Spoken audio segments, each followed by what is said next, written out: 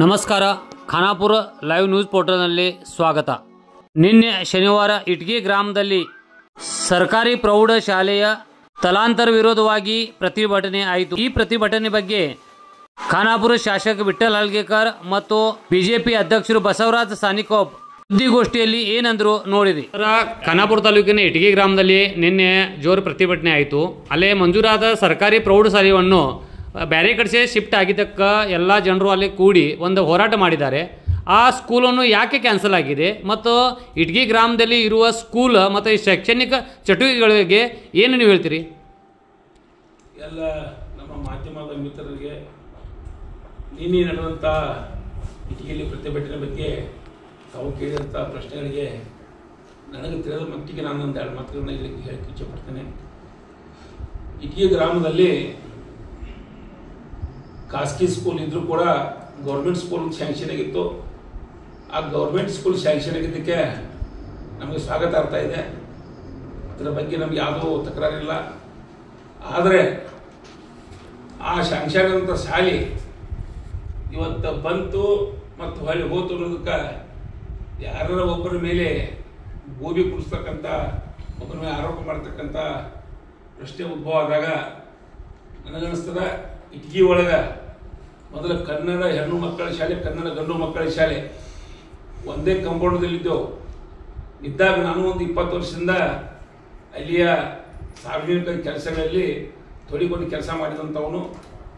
ಆ ಸಂದರ್ಭದಲ್ಲಿ ಅದು ಎರಡೂ ಒಂದೇ ಕಾಂಪೌಂಡ್ನಾಗ ಇದ್ದಂಥ ಕಾರಣದಾಗ ಎರಡೂ ಒಟ್ಟುಗೂಡಿಸಿ ಒಂದೇ ಶಾಲೆ ಅಂತ ಇರುವಾಗ ನಾವೆಲ್ಲ ಅದನ್ನ ಏನು ಮಾಡಿದ್ವಿ ಅಂತ ಕೇಳಿದ್ರೆ ಬೇರೆ ಬೇರೆ ಮಾಡಿ ನಮ್ಮ ಶಾಲೆ ಯಾರಿತ್ತು ಹೋಗಬಾರ್ದು ಅಂತ ಹೇಳಿ ಬೇರೆ ಬೇರೆ ಮಾಡಿ ಯಾರು ಶಾಲೆ ಉಳಿಸತಕ್ಕಂಥ ಕೆಲಸ ನಾವು ಮಾಡಿದೆವು.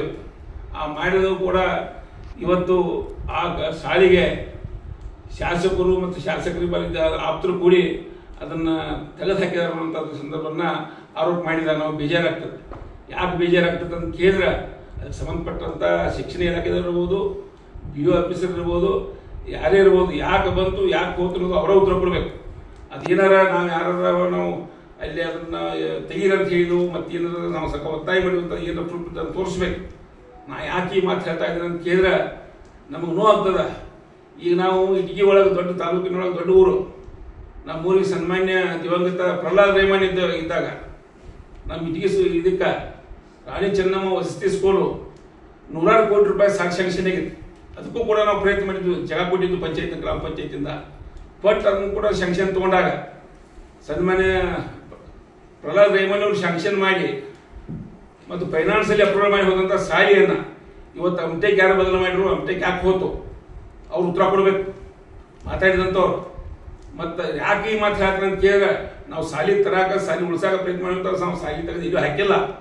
ಇದು ಏನಾದ್ರು ತಪ್ಪಾಗೈತಿ ಇದಾಗೈತೆ ಅಂತ ಕೇಳಿ ನಮ್ಮಿಂದ ಆಗಿಲ್ಲ, ಎಲ್ಲ ಇಲಾಖೆಯಿಂದ ಆಗಿದ. ಇಲಾಖೆಯವರು ಯಾವ ಕಾರಣಕ್ಕೆ ಅದನ್ನು ತೆಗೆದು ಯಾಕೆ ಕೊಟ್ಟರು ಅನ್ನೋದನ್ನು ಆ ಇಲಾಖೆಯವ್ರ ಕಡೆಯಿಂದ ಅವ್ರು ಮಾಹಿತಿ ತಗೋಬೇಕು ಒಂದು. ಆದರೆ ಅದ್ರ ಜೊತೆಗೆ ತಮ್ಮ ವೈಯಕ್ತಿಕ ರಾಜಕಾರಣವನ್ನು ತಂದೆ ಇಟ್ಟು ಇವತ್ತು ಯಾರ ಮೇಲೆ ಆರೋಪ ಮಾಡೋದು, ಯಾರ ಮೇಲೆ ಬಟ್ ಮಾಡುವಂಥದ್ದನ್ನು ಯಾರೇ ಇರಲಿ ಅವರ ಇಂಥದ್ದು ಶೋಭೆ ತರುವಂಥದ್ದಲ್ಲ. ಹೀಗಾಗಿ ಈ ನಿಟ್ಟಿನಲ್ಲಿ ಆ ಎತ್ತರೊಳಗೆ ನಮ್ಮದು ಯಾವುದೇ ಹಸ್ತಕ್ಷೇಪ ಇಲ್ಲ, ಅದರಲ್ಲಿ ನಾವು ಯಾವುದೇ ಇದರೊಳಗೆ ನಾವು ಕಾರ್ಯಬೋದ್ರಲ್ಲ. ಅದಕ್ಕೆ ಇದನ್ನು ನಾವು ಮಾಧ್ಯಮದ ಮುಖಾಂತರ ಈ ವಿಷಯನ ತಿಳಿಗೊಳಿಸ್ತೇವೆ. ರಾಣಿ ಚೆನ್ನಮ್ಮ ವಸತಿ ಶಾಲೆಯನ್ನು ಶಿಫ್ಟ್ ಆಗಿದೆ ಅಂತಿರಲ್ಲ, ಯಾರ ಪೀರಿಯಡ್ ಒಳಗೆ ಆಗಿತ್ತು ಮತ್ತು ಅದರ ಸಲುವಾಗಿ ಯಾರು ಶಿಫಾರಸು ಮಾಡೋದು ನಮಗೆ ಗೊತ್ತಿದ್ದೇನು? ಸನ್ಮಾನ್ಯ ಅರವಿಂದ್ ಪಾಟೀಲ್ ಅವರ ಟೈಮ್ದಾಗ ಶಾಸಕರಿದ್ದರು, ಅವಾಗಲೇ ಬದಲಾಗೈತೆ ಸರ್. ಅವಾಗ ನೀವು ಪ್ರತಿಭಟನೆ ಮಾಡಿ ಇದಕ್ಕೆ ವಿರೋಧ ಮಾಡಿಲ್ರಿ? ಪ್ರತಿಭಟನೆ ವಿರೋಧ ಮಾಡಕ್ಕೆ ಏನಾದ್ರು ಗೊತ್ತಂದ್ರೆ ನಾವು ಒಬ್ಬರು ಶಾಸಕರು ಮಾಡಿಕೊಟ್ಟಿದ್ರು, ಒಬ್ಬರು ತೆಗೆದಾರ ಅಂತಂದ್ರೆ ಅದು ಯಾಕೆ ತೆಗೆದಾರ ಅಂತ ಎಲ್ಲರಿಗೂ ಗೊತ್ತಿದ್ರು ಕೂಡ ಅದು ಸಂಭಾವನೆ ಅಂತೇಳಿ ಪ್ರಶ್ನೆ ಕೊಟ್ಟಿರ್ತಾರೆ. ಅವ್ರಿಗೆ ಕೂಡ ಅವ್ರ ಮಾಹಿತಿ ಇರ್ತದೆ. ಅವರು ಕೂಡ ಅದನ್ನ ಆ ಸಂದರ್ಭದಾಗ ಎತ್ತಬೇಕಾಗಿತ್ತು. ಹಿಂಗೆ ಯಾಕಾಗೈತಿ ಏನಾಗೈತೆ ಅವ್ರು ಎತ್ತಬೇಕಾಗಿತ್ತು. ಯಾಕಂದ್ರೆ ಇದನ್ನು ಎಲ್ಲರೂ ಕೂಡ ಎತ್ತಿದಾಗ ಇಂಥದ್ದಾಗೋದು. ಆದರೆ ಇವತ್ತಿನ ದಿವಸ ಇದೀಗ ಶಾಲೆ ಹೈಸ್ಕೂಲ್ ಗೌರ್ಮೆಂಟ್ ಸ್ಕೂಲ್ ತೆಗಿಲಿಕ್ಕೆ ಯಾರೂ ಕಾರ್ಯಕರ್ತರಲ್ಲ. ಸರ್ಕಾರ ಅದು ಯಾವ ಕಾರಣಕ್ಕೆ ಟೆಕ್ನಿಕಲ್ ಏನು ಸಮಸ್ಯೆ ಆಗೈತಿ, ಯಾವ ಕಾರಣಕ್ಕೆ ಹೋಗಿತ್ತು ಅನ್ನೋದನ್ನ ಸರ್ಕಾರ ಇಲಾಖೆದವ್ರಿಗೆ ಮಾಹಿತಿ. ನಿನ್ನೇನು ಪ್ರತಿಭಟನೆ ಆತ್ರಲ್ಲ ಅಲ್ಲಿ, ಆ ಪ್ರತಿಭಟನೆಗೆ ನೇರವಾಗಿ ಭಾಜಪ್ಗೆ ಹೊಣೆಗಾರ ಹೇಳಿದ ಅಂತೇಳಿ ಅಲ್ಲಿ ಕೆಲವರು ಘೋಷಣೆ ಮಾಡಿದ್ರೆ, ಅದ್ರ ಬಗ್ಗೆ ಏನು ಹೇಳ್ತೀರಿ ನೀವು? ರಾಜಕಾರಣ ರೀ.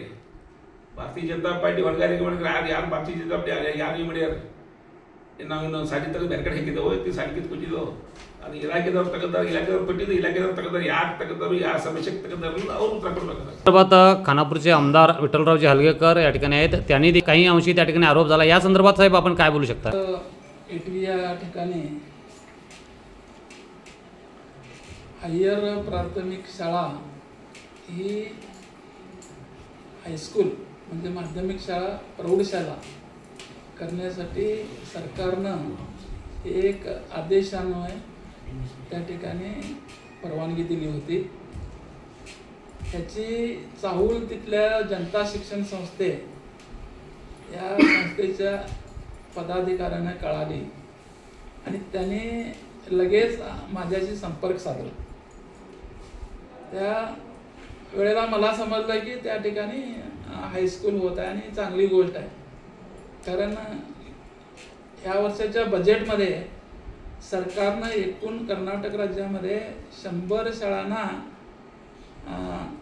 प्रायमरी टू हायस्कूल करण्यासाठी परवानगी दिलेली आहे. त्याच्यामध्ये या आमच्या इटगी शाळेचा 123वा नंबर होता.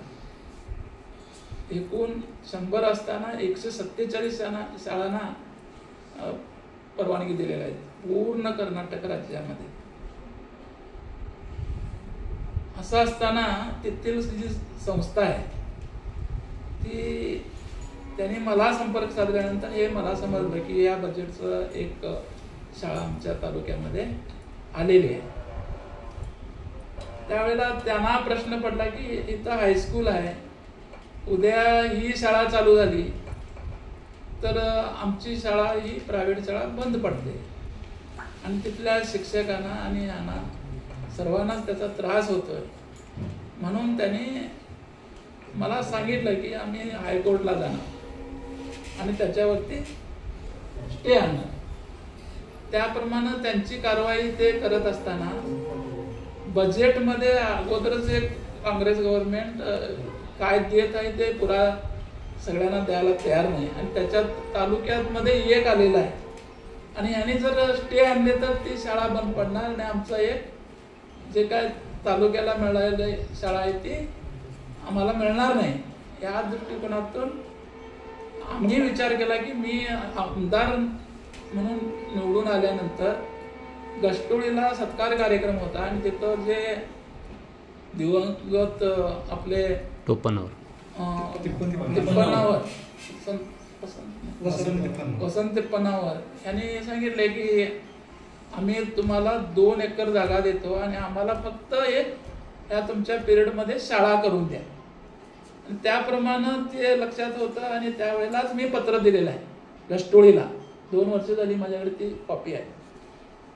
आणि मग हे कळाल्याबरोबर मी म्हटलं की आम्ही मागणी केलेली तुम्ही का केला नाही मिनिस्टरला, एज्युकेशन मिनिस्टरला.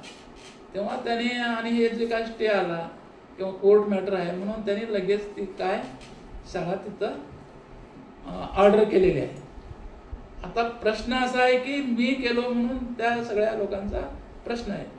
मला 10 शाळा दिल्या किंवा 1 शाळा दिली तर तो घालायचा अधिकार मला आहे आणि इथं त्यांचं स्वागत सुद्धा केलेलं आहे मी इथं शाळा राहावी म्हणून. परंतु कोर्ट मॅटर झाल्यानंतर आता स्टे आहे त्या शाळेला, मग ती शाळा बंद पडणार आणि हे आलेलं बजेट निघून जाणार. म्हणून तिथं ती शाळा आता ओपन झालेलं आहे. कुठं? गष्टोळीला. ह्याच्यात माझा काय दोष आहे की जर समजा आणि एक शाळा दिली नाही 5 शाळा दिल्या तर आम्हाला काय त्याचं दुःख नाही आहे. आणि त्याप्रमाणे इटगीला सुद्धा पुन्हा आम्ही प्रयत्न करू. स्टे हे जे कोर्ट मॅटर तुम्ही संपवा गावकऱ्यांनी आणि आमच्याकडे या, आम्ही तुम्हाला मिनिस्टरला भेटून आम्ही प्रयत्न करू. काल 2 ex-MLA त्या ठिकाणी जाऊन बरंच म्हणजे काही गोष्टी या राजकारणाच्या गोष्टी तिथं झाल्या. बोलत असताना पब्लिकनं बरंच बघितलेलं आहे. त्याच्यामध्ये एक कर्वेचा संघटनेचा मोठा अधिकारी की तालुका आपल्या ताब्यातच आहे आणि आमदारच्या घराला आता जाऊन लॉक लावूया, येऊन बघा इथं, मी चॅलेंज देतो इथनं, बघूया पॉवर आहे तर. या गोष्टीचं बोलायचा काय संबंध आहे? प्रूफ पाहिजे तुमच्याकडे. हे सगळ्यांनी मिळून करायची सेवा आहे. तुला दम आहे तर तुझ्या शाळेत गावात करून दाखव, चिकमुनवळीला करून दाखव शाळा. मी मदत करतो. इटकीचं कशाला घेऊन बसलास? कोण बोलत नाही, काय नाही. मोठी संघटना आहे. संघटना काय तुझीच आहे, आमच्या नाही. तर येऊन बघ इकडं, ये बघूया दम आहे तर. लहान पोरांच्या समोर गोष्टी करायच्या आणि सांगायचं. लहान पोरांना काय करणार तिथं? त्या पोरांचं कुठलंही नुकसान झालेलं नाही आहे. तिथं शाळा आहे, हायस्कूल आहे, कॉलेजपर्यंत शिक्षण आहे. नुकसान कुणाचं व्हायलंय? चिकमुनवळीचं व्हायलंय. नुकसान कुणाचं व्हायलंय? बोगूरचं व्हायलंय. तिथं जाऊन करा शाळा. तसा एक मोर्चा घ्या. जेव्हा माझी आमदार जाऊन 10 शाळा काढा. तिथं ज्या शाळा नाही तिथं, मी शाळा नाही तिथं शिफारस केलाय.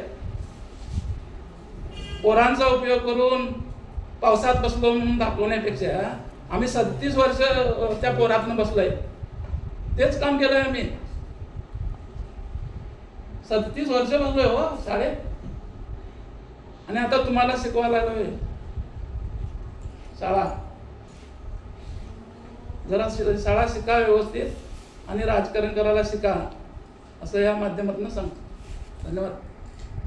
आमच्या चॅनलवर आपण पहिल्यांदाच असाल तर खानापूर तालुक्यातील तथा परिसरातील महत्त्वाच्या घडामोडी व महत्त्वाच्या बातम्या ऐकण्यासाठी व पाहण्यासाठी आमच्या चॅनलला लाईक करा, शेअर करा आणि सबस्क्राईब करा.